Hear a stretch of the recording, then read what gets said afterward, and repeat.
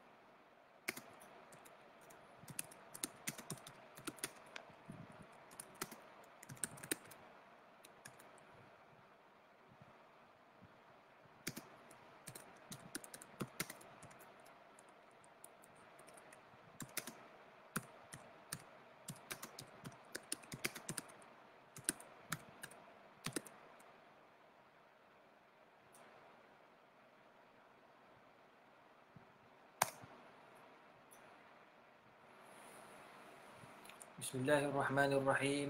Alhamdulillahi rabbil alamin. Wassalatu wassalam ala rasulil karim wa ala alihi wa sahbihi wattabi'ina ila yaumiddin. Rabbi shrah li sadri wa yassir li amri wahlul 'uqdatam min lisani yafqahu qawli. Amma ba'du. Assalamu alaikum warahmatullahi wabarakatuh.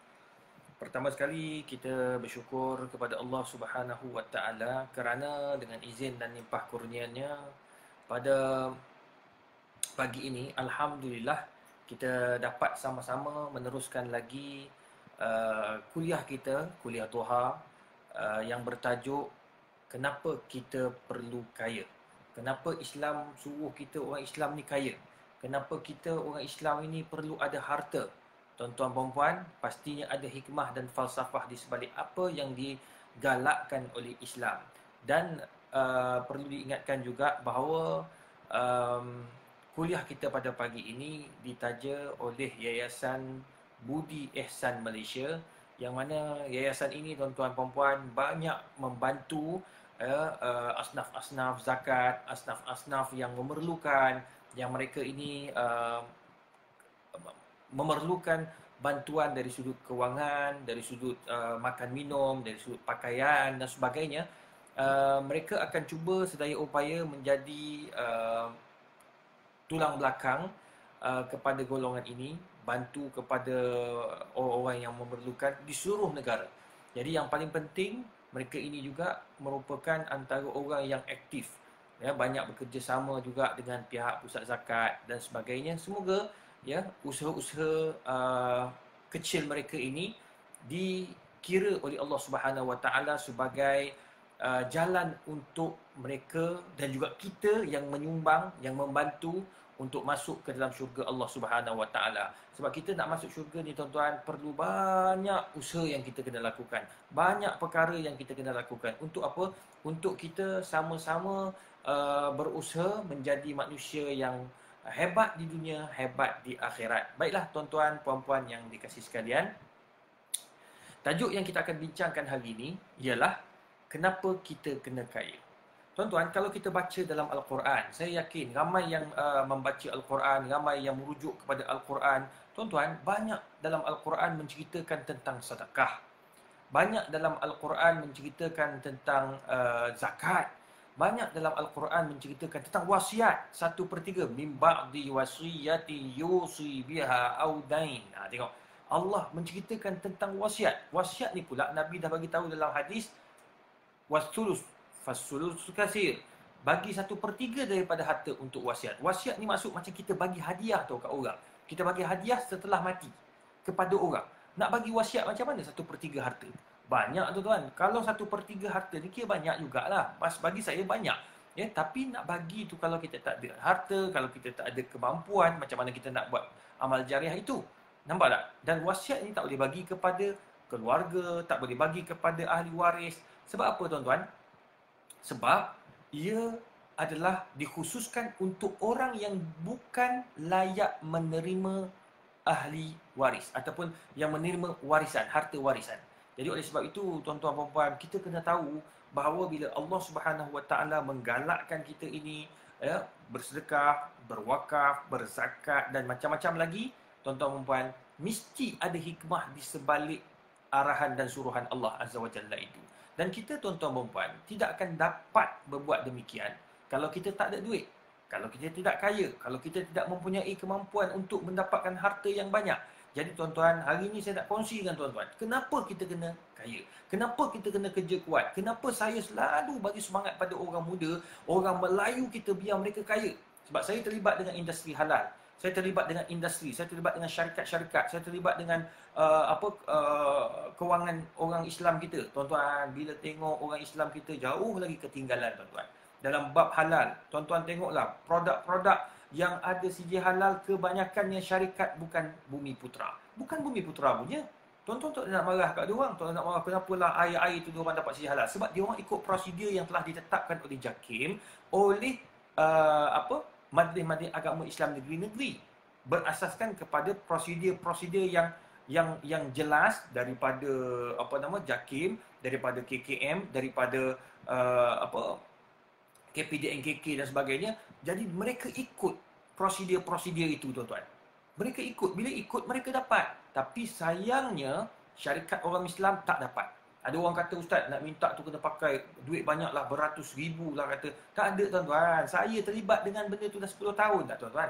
Terlibat dengan panel ni. Tuan-tuan, sangat mudah untuk minta. Kita kena hanya daftar saja dengan pusat dengan Jabatan Agama Islam Negeri yang ada bahagian halal, ya, bahagian persediaan halal. Tuan-tuan daftar dengan berapa ratus ringgit je, tuan-tuan. Kemudian yang paling bestnya tuan-tuan, yang menariknya, tuan-tuan ni akan dapat jika patuh segala arahan yang telah dibuat, telah disuruh buat. Mana kita kena key in semua bahan-bahan. Macam contohlah, kita ada produk sebagai contoh. Ini produk ni ada si halal. Ini Birdnest, milik Fauziah Gaus dan suami dia. Ni antara orang yang banyak infak tuan-tuan. Bulan Ramadan saja saya rasa berpuluh ribu orang keluar duit untuk derma dan sedekah. Tengok dia minta si halal. Dia ada mesti. Semua ada. Tuan-tuan, dia kena isi semua produk-produk dia kat sini. Yang ada kat sini macam dia gunakan gula-gula apa dia guna. Kalau dia guna ada dia kata dia pakai ada daun apa, tak kisahlah apa saja ekstrak yang diambil daripada bahan-bahan kimia, semua dia kena senaraikan dalam web yang telah ditetapkan oleh Jabatan Agama Islam negeri-negeri dan juga JAKIM. Jadi itu sebabnya tuan-tuan dan puan, bila kita tengok orang Islam kita ni berduit, percayalah diorang ni antara yang pemurah. Oleh kerana itu, kita kena kaya. Tetapi kaya tu jangan sampai merosakkan kita. Itu sebabnya Allah Subhanahu Wa Taala menyebut dalam Al-Quran, al-mal wal banun zinatul hayatid dunya, dalam surah Nisa, dalam surah Al-Kahfi ayat 46. Allah kata harta anak-anak merupakan perhiasan kita di dunia. Manusia takkan nampak hebat tanpa harta. Takkan nampak hebat tanpa harta. Nombor dua, manusia takkan nampak hebat tanpa keturunan. Itu sebabnya dua benda ini dibanggakan oleh manusia. Harta dan juga keturunan. Jadi oleh sebab itu tuan-tuan, jangan dijadikan dua benda ini asas merosakkan kita. Jangan. Kita sepatutnya jadikan harta mazra'atul akhirah, untuk sampai ke akhirat. Nak jadikan anak-anak keturunan kita mazra'atul akhirah, untuk sampai ke akhirat. Tuan-tuan tengoklah tuan-tuan apa yang berlaku. Apa yang berlaku pada hari ini. Kita musim PKP, ramai bapa-bapa, ayah-ayah, ibu-ibu, dia minta anak-anak jadi imam. Hari ini anak-anak pun bersemangat jadi imam. Imam tarawih, imam solat fardu walaupun tak dapat pergi masjid dan tak dapat pergi surau. Anak-anak ini jadi imam dekat rumah tuan-tuan dan puan.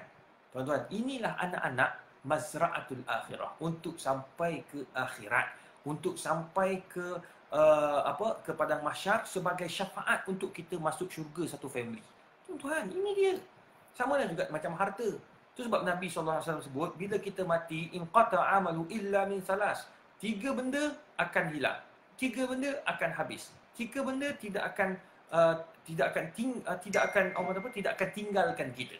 Tiga benda ni, tuan-tuan dan puan. Apa dia? Pertama, doa anak-anak yang soleh. Amalan-amalan kita. Nombor dua. Nombor tiga, amal jariah yang telah kita lakukan. Nak melakukan amal jariah, pastinya tuan-tuan dan puan, bermula dengan harta kita. Bermula dengan duit yang kita ada. Bermula dengan kekayaan yang kita ada. Jadi kita perlu kaya untuk menjadi manusia yang hebat di dunia, hebat di akhirat. Tuan-tuan dan puan yang dirahmati Allah, Allah Subhanahu Wa Taala sebut juga di dalam surah Al-Qasas ayat 77, wala tansa nasibaka minad dunya. Kamu jangan lupa nasib kamu di akhirat. Itu sebabnya tidak betul apabila ada orang kata kita janganlah sibuk kejar dunia sangat. Jangan sibuklah kejar kekayaan sangat. Tuan-tuan, kena kejar tuan-tuan. Sebab apa? Bila kejarlah, kita akan dapat apa? Kita dapat bantu sekolah-sekolah tahfiz tu. Kadang-kadang bila ada orang kata tak payahlah, lepas tu tapi pada masa yang sama, lepas habis dia ceramah, habis dia kuliah, dia minta buka tabung untuk sekolah agama dia, untuk sekolah tahfiz dia. Daripada mana orang nak bagi kalau tak ada duit? Jadi itu sebabnya kita biar jelas apa yang kita nak. Biar kita kaya tapi geng masjid. Biar kita kaya, kita geng orang yang dikenali oleh pusat-pusat zakat. Maksudnya orang ni selalu ada connecting dengan pusat zakat, selalu bertanya tentang zakat, selalu tanya tentang harta mereka macam mana dan sebagainya. Tuan-tuan, itu yang Islam nak. Jadi oleh yang demikian, tuan-tuan dan puan dirahmati Allah, Allah Subhanahu Wa Taala suruh kita kejar akhirat. Kejar akhirat dengan amal ibadat. Ni sekarang bulan Ramadan, kita banyak puasa. Kita puasa tak tinggal. Kemudian pada masa yang sama kita tiap-tiap malam bertahajud. Pada masa yang sama kita selalu membaca Al-Quran dan memahaminya. Semua ni amalan untuk akhirat, tuan-tuan. Tapi untuk dunia ni kita kena mulakan dengan apa? Kita kena mulakan dengan usaha untuk kekayaan. Itu sebabnya Allah sebut juga dalam juzuk yang keempat, lan tanalul birra hatta tunfiqu mimma tuhibbun. Kamu tidak akan sampai ke satu martabat albir yang paling tinggi kecualilah, tuan-tuan dan puan yang dirahmati Allah, ya, kecualilah kamu menginfakkan, memberi harta yang paling kamu sayang dalam hidup kamu.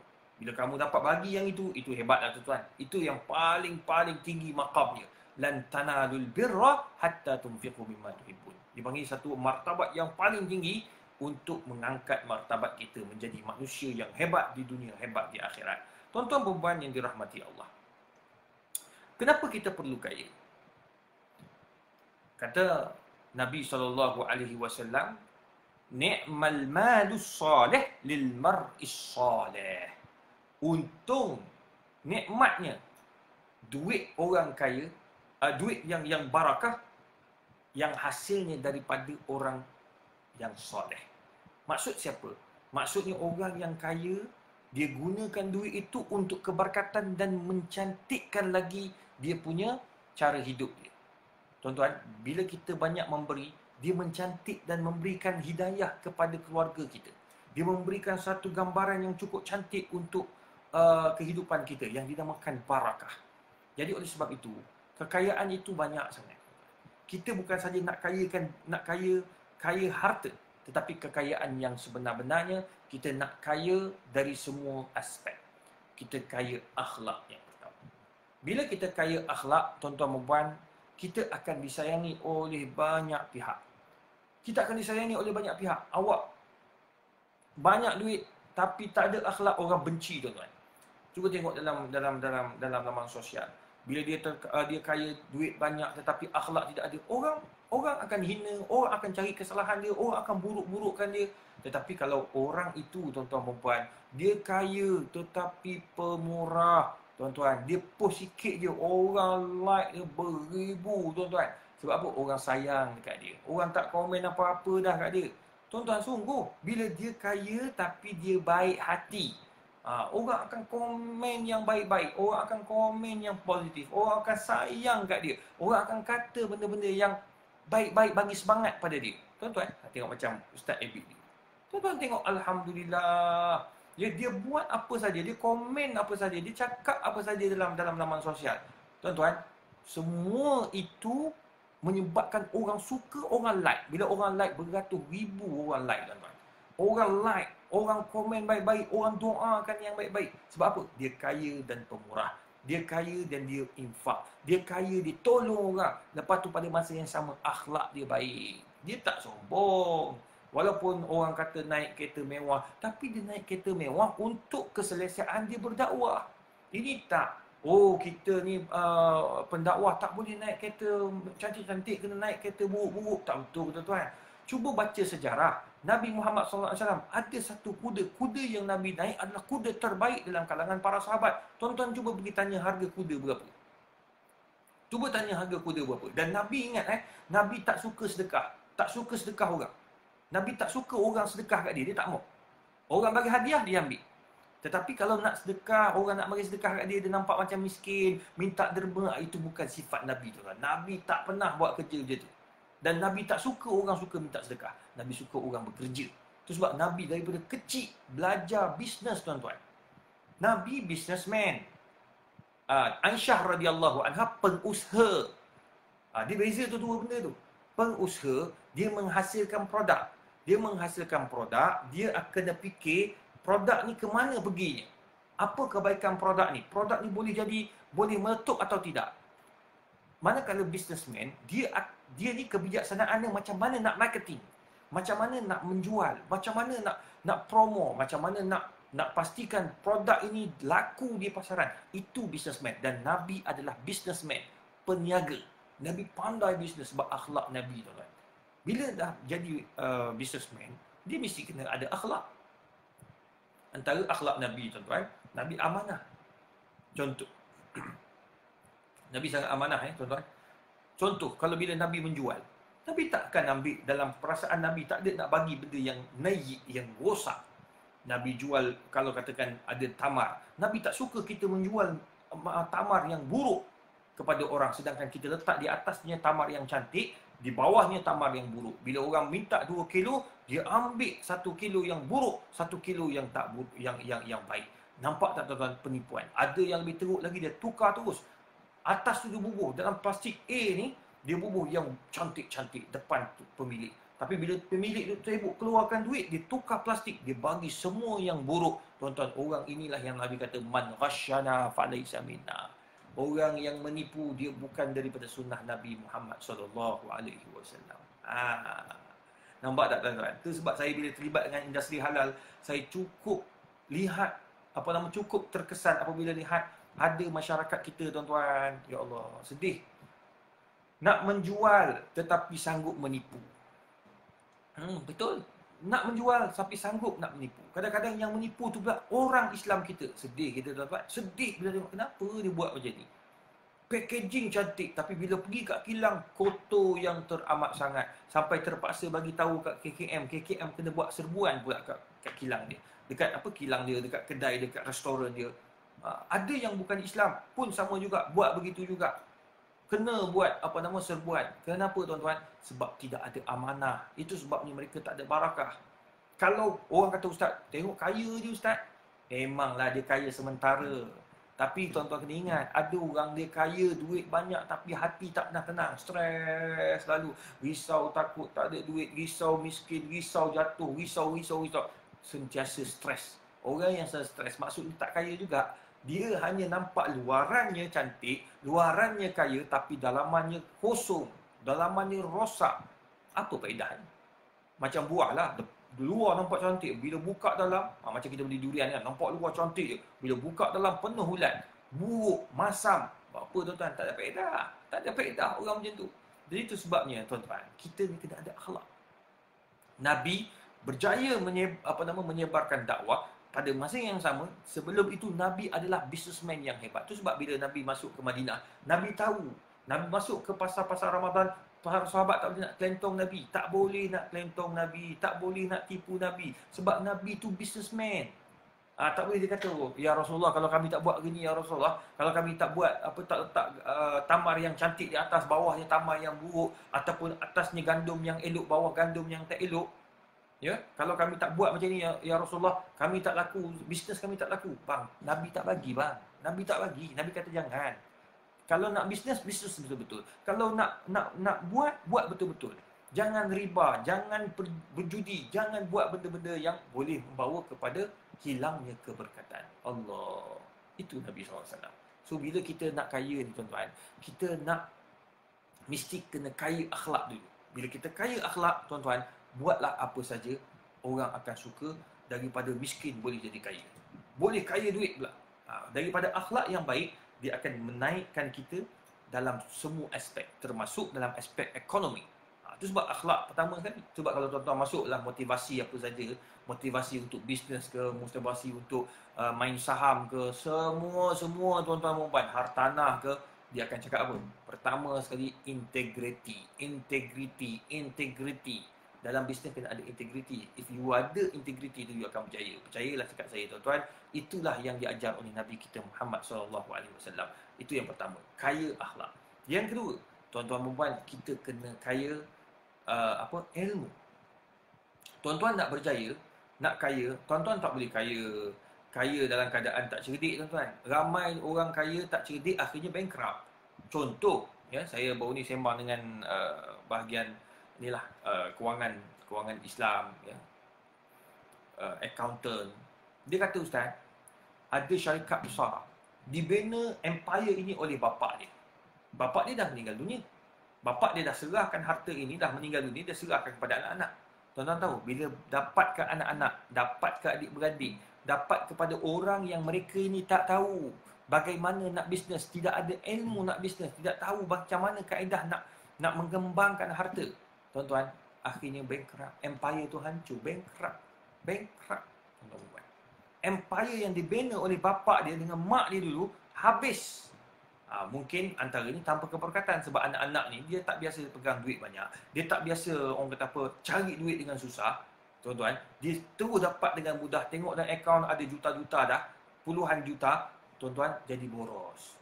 Itu yang jadinya tukar kereta, ya, 3 bulan sekali, setahun sekali, 2 tahun sekali tukar kereta, ya, kemudian tapi bisnes tak masuk, ya, tukar itu, beli itu, mewah sana, pergi clubbing, semayang tak buat. Mak bapak dia dulu bukan main, ya, pantang ada kuliah maghrib, akan adalah mak bapak dia kat masjid dan surau.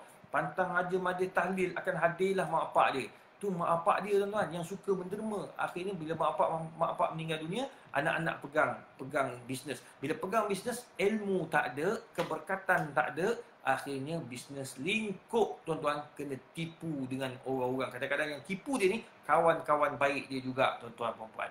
Jadi kena ingat, ada kawan saya seorang, dia pun bagi tahu, dia kata dia bisnes ni daripada tahun awal 80-an lagi. Sekarang dah 20 tuan-tuan.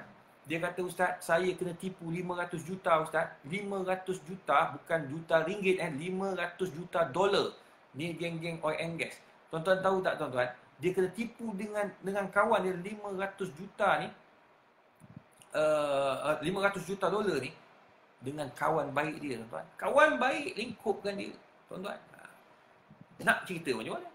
Oleh sebab itu jangan main-main dengan harta ni. Jadi kita kena ada ilmu. Kalau kita nak bisnes, kita kena ada ilmu. Pergi belajar tuan-tuan. Tak rugi ni belajar ni. Belajar ni benda yang diajar oleh Islam, suruh kejar. Yarfa'illahu alladhina amanu minkum walladhina utul ilma darajat. Allah angkat martabat orang beriman, bukan beriman kosong-kosong, tetapi beriman dengan ilmu. Sama juga macam kita bisnes, kita kena ada ilmu. Kalau kita nak kaya, kita kena ada ilmu. Kita kena tahu macam mana kita nak menyamarakkan harta tu, tuan-tuan.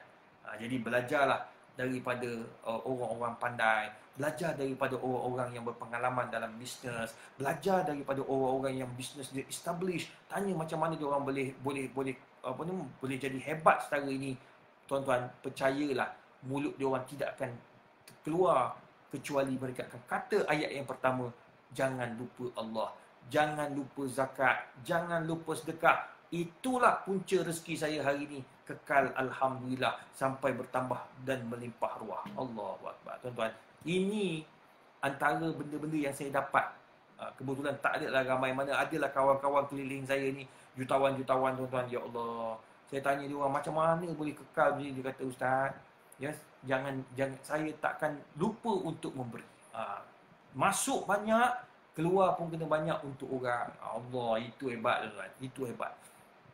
Bulan Ramadan baru ni, Bekerja-kejar geng-geng. Dia ada 5-6 orang ni, geng-geng dia. Bekerja-kejar infak. Dia tengok kawan dia derma 20,000. Dia kata saya nak infak 40,000. Dia tengok kawan dia bagi 40. Kawan ni pula kata saya nak bagi 50,000. Bang, berebut-rebut bang. Macam Abu Bakar dan Omar. Berebut-rebut untuk berkongsi nikmat. Berebut-rebut untuk kongsi rezeki dengan orang fakir miskin. Tapi tuan-tuan, keuntungan dia luar biasa. Dia kata, ustaz dapat projek. Musim PKP dapat projek. Seorang tu buat adalah dia punya bisnes kan. Ada salah satu restoran. Tuan-tuan bayangkan, restoran dapat projek. Kena sediakan makanan untuk frontliner dan juga adalah untuk satu kawasan orang-orang susah. Ada orang kaya ni dia bayar kat tu, kau sediakan makanan setiap hari banyak sekian-sekian. Ya Allah, dia kata ustaz tak miskin lah.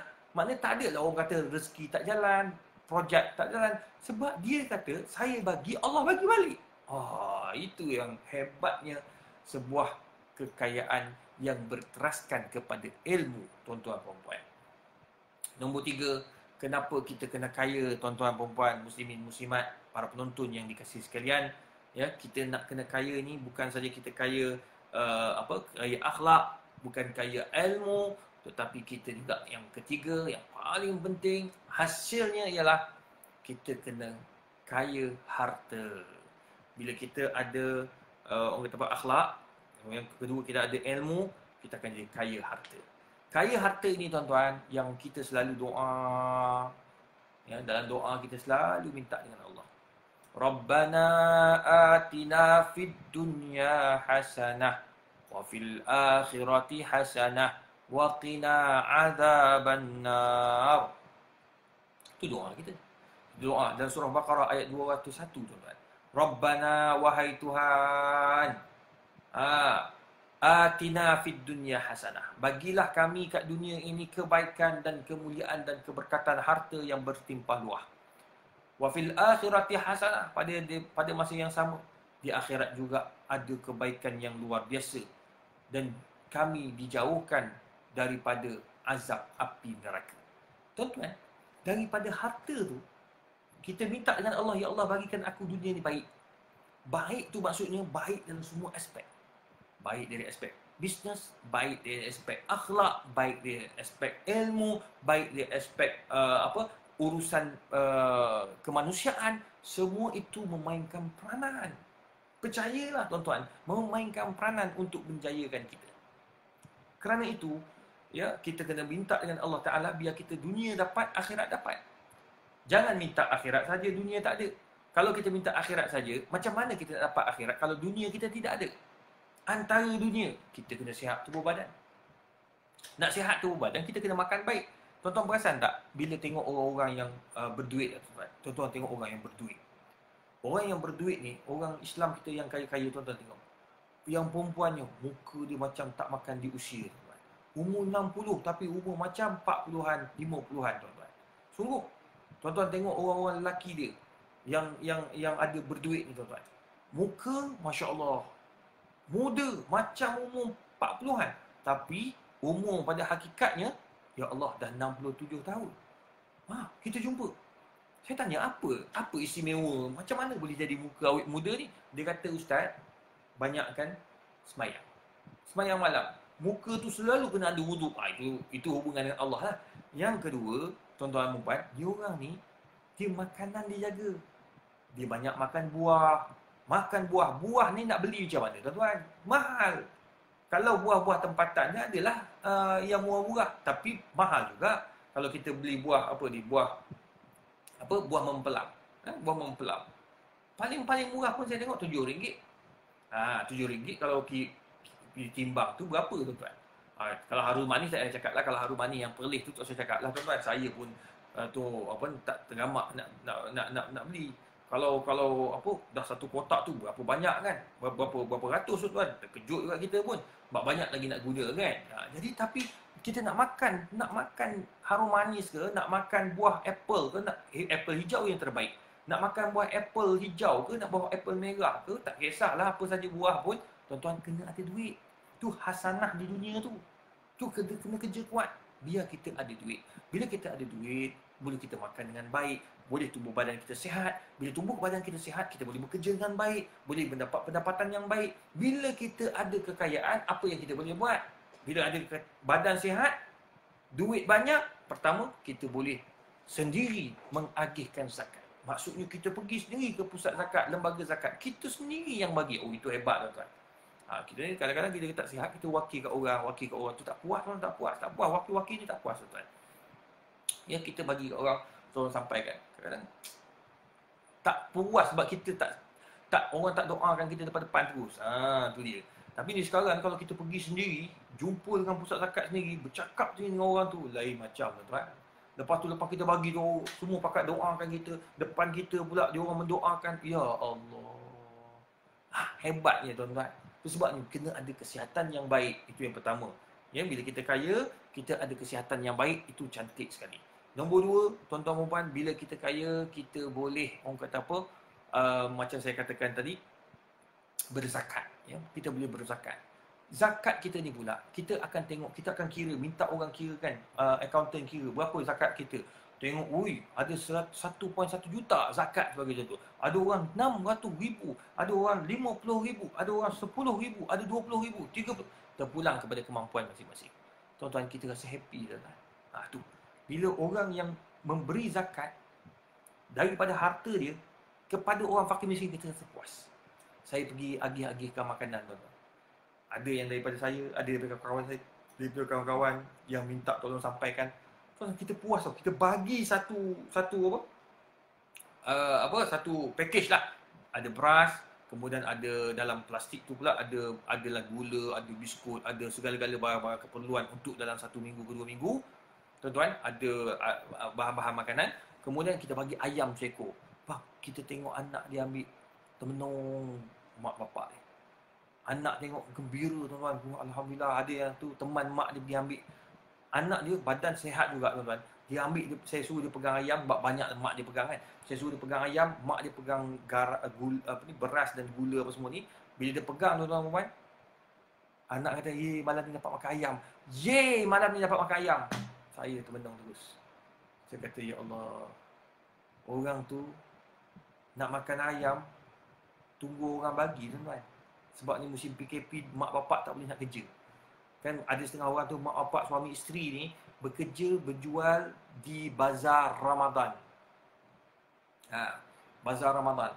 Jadi bila dia tak dapat menjual kali ni, maknanya kos hidup dia agak tertekan sikit lah. Sebab apa? Sebab tak dapat income.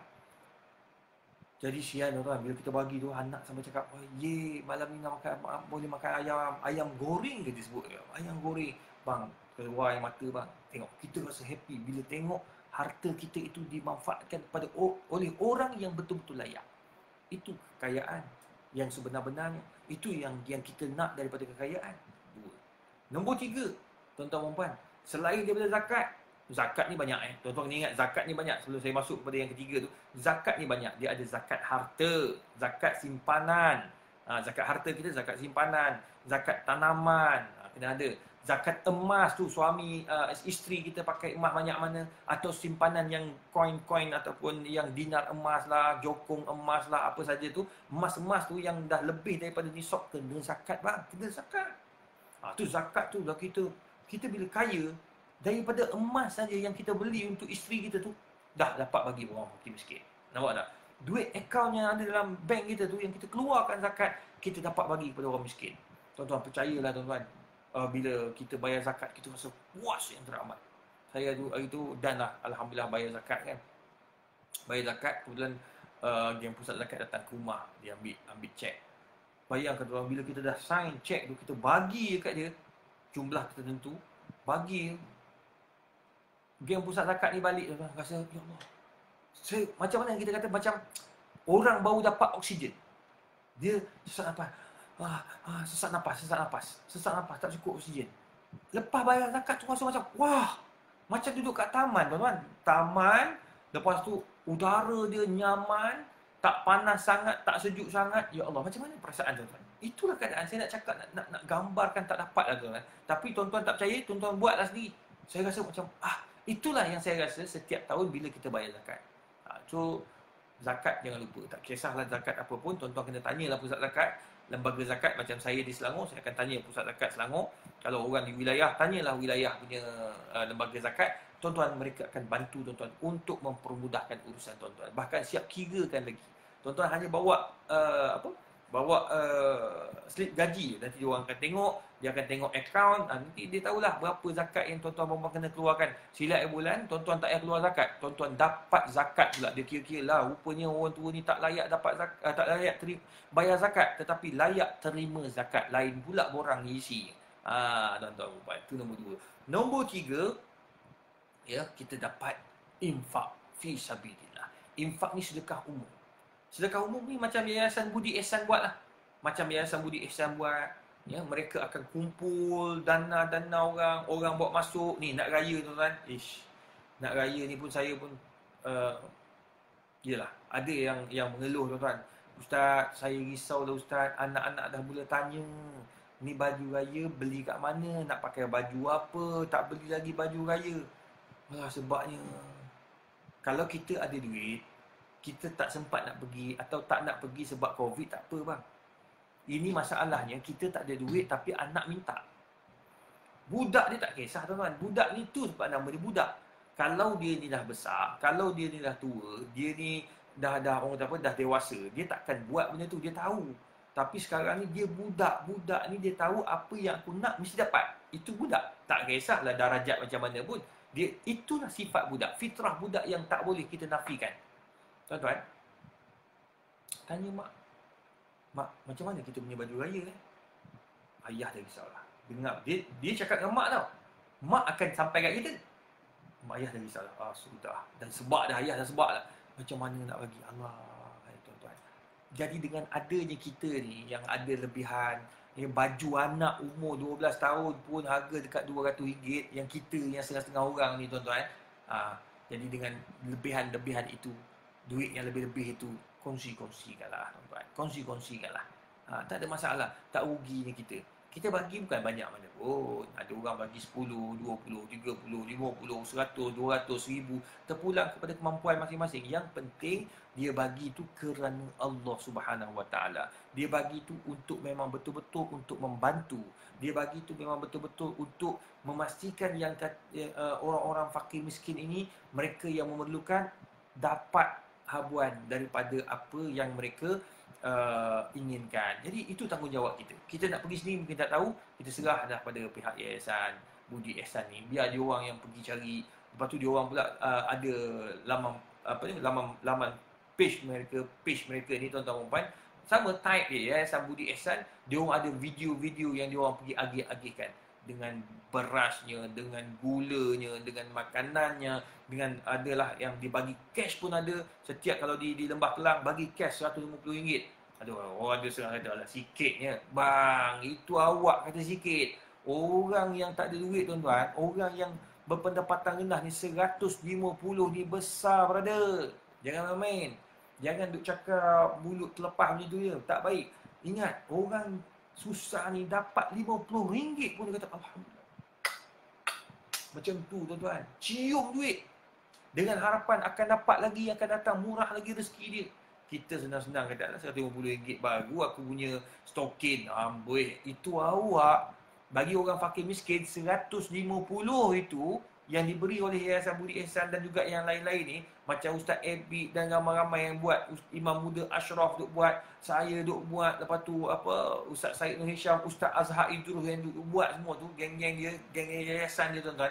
Semua ni bila kita bagi kepada orang susah, dia orang akan rasa nikmat sampai dia orang kata, ya Allah, dengan 50 ni kami boleh makan seminggu Ustaz. Betul? Daripada sebab kita pergi beli barang kan, RM50 tu kita akan dapat apa tau? Kita akan dapat beras 10 kilo, kita akan dapat gula lebih kurang sekilo atau 2 kilo, lalu kita akan dapat telur satu papan, kita akan dapat apa lagi, garam, kita akan dapat banyak benda kita akan dapat untuk barangan asas. Barangan asas. Mungkin boleh beli ayam 1 ekor, ayam 1 ekor campur-campur semua, dapatlah untuk dia satu family makan satu minggu tuan-tuan. 1 minggu.